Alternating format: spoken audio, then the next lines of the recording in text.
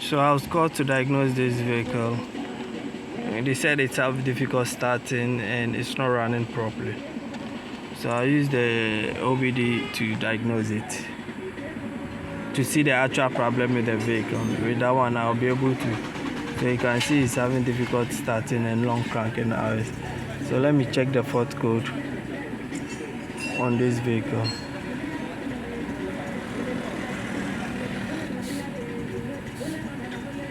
So these are the fault code: cylinder 1 and cylinder 2, injector low circuit. And so I'll raise the fault code and check the system first. So let me raise all the fault code and check why it's behaving that way.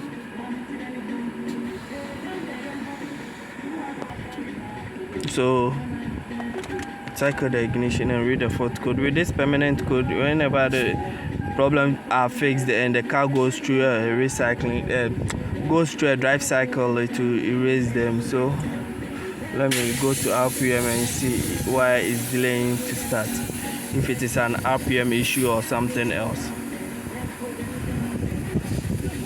because it's reporting about the crank sensor also, and injector and other issues. Then I'll go and check if I'm having power or I'm having the command signal from there. So let me search for engine RPM. Okay, there's engine RPM. So let me crank it. You can see it's 0. So it tells me that the crank sensor is having an issue. So now let me go and check the injectors also and see the actual problem with the injectors, because I know these injectors, all of them share the same power. So if 2 is low, let me go and check why the 2 are low. So I'll speak to them to change the crank sensor, but for now I have to test if I'm getting power on the injector. So I'm suspecting, you can see that this injector is having issue. So it could be that this injector is not plugged in properly. So I'll take everything out and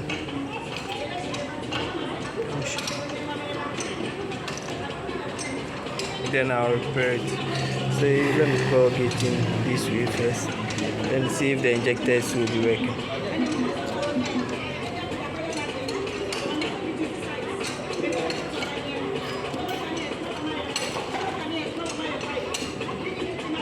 So I'll go and start the vehicle and check if there is any issue. So now after starting it, I have to make sure that the vehicle is running now. You can see, because the vehicle is running now, but because the crank sensor is having an issue, that's why the RPM is down. It used to happen to Elantra vehicles. So now what I'll do is I'll scan it and see, or I'll use my scope to check if the injector pulses are coming in. So let it run for a while, and you can, it's still not running okay. So pending, but it looks like the injector faults are not coming again. So I'll check why the injector faults are not coming again, or reread it again and see if I have any injector fault within the system. And there is no injector fault. So I'll go for try and come back again and check the system.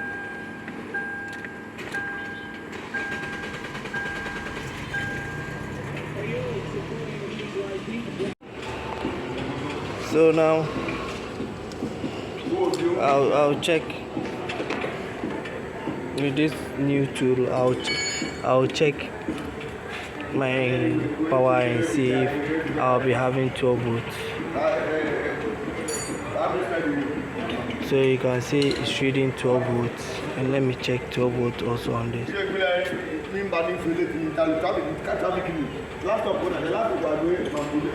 So you can see this one also is giving me a voltage.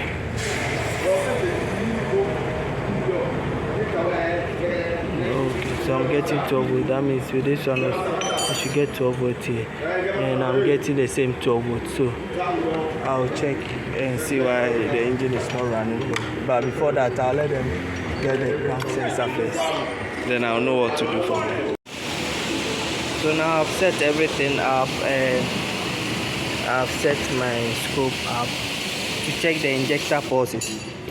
So let me place in this.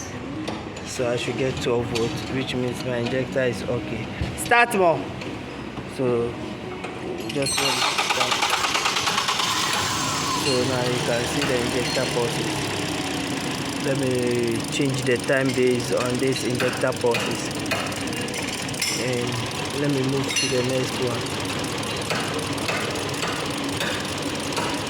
And you can see the injector pulses on the cylinder 3, but this vehicle is not running properly.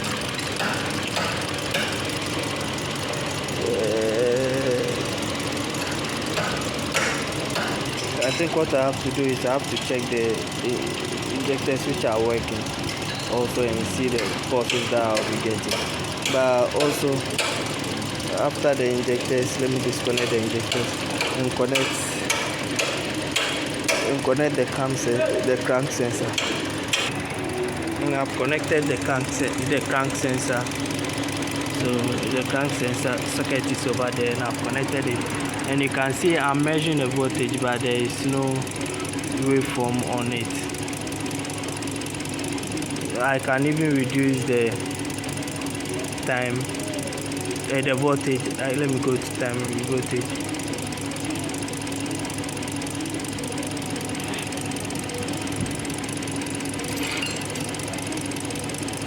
So channel 1, then let me reduce the voltage, then you can see the crank sensor is not working.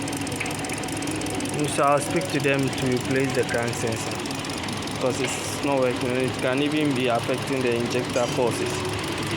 So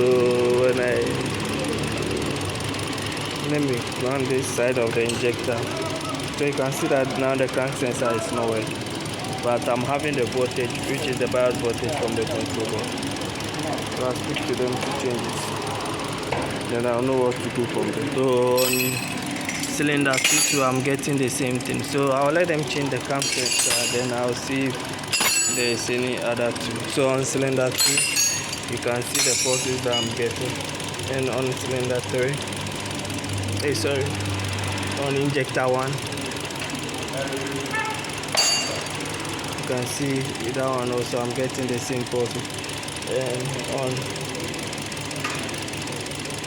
this cylinder also I'm also getting the same pulses. So I'll speak to them to change the crank sensor, then we continue the diagnosing from there. So with this one, what I can do is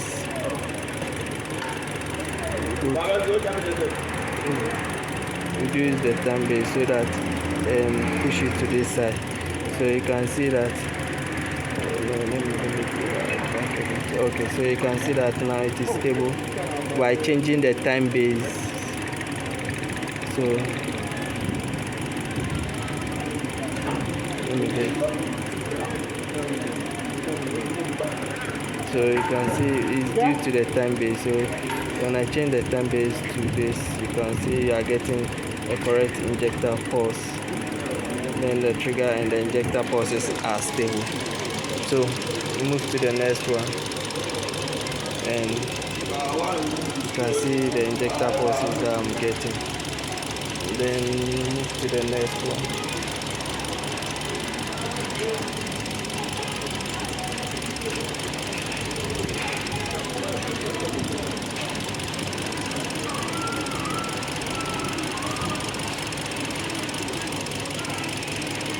So you can see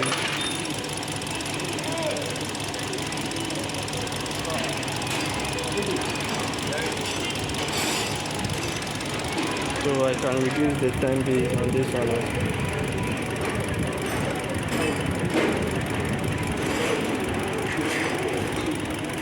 You can see I'm getting the injector pulses.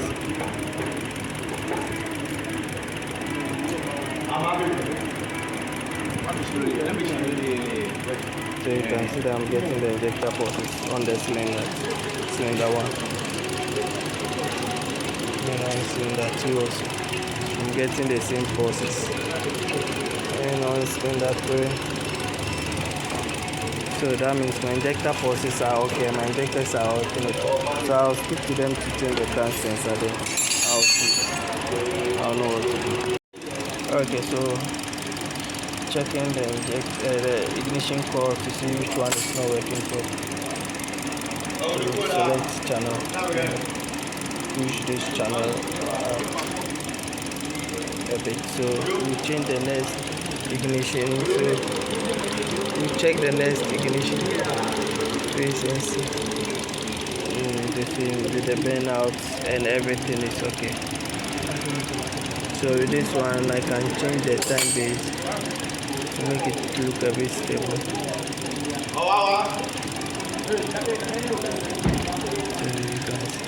So I can, one thing I like about this scope is you can capture the, so I can increase the time base and capture it and pause it, and later to pause it,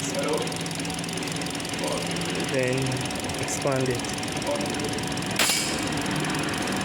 So I can get the burning time. So you can see. Then let me check the second one. This one to the same waveform. Then this one. So if you have an alternator to allow the whole burning time to this long line, you will be able to capture it on the screen perfectly if you have any other thing. So now everything is working right, but just that the crank sensor is the one which is not working, and the vehicle is not burning right. That's why keep have a lot of okay from the test lead. That's why it's behaving that way. So you can see the burning. Yeah. So what I'll do is I'll check. I'm done diagnosing. Thank you for watching. Subscribe to my channel for more videos. So this is the new sensor that we are about to replace.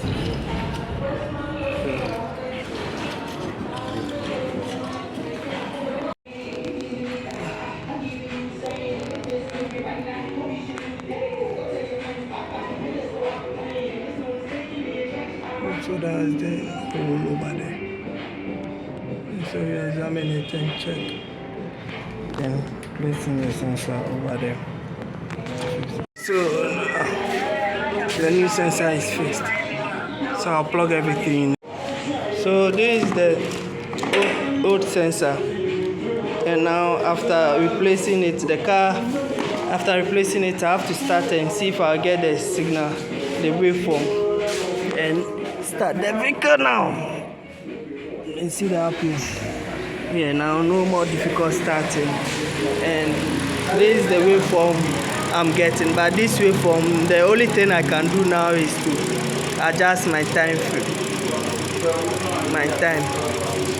So the more I get the correct time, so you can see the waveform signal. So this tells me that now the vehicle is fixed and I have no issue. Thank you for watching. Subscribe to my channel for more videos.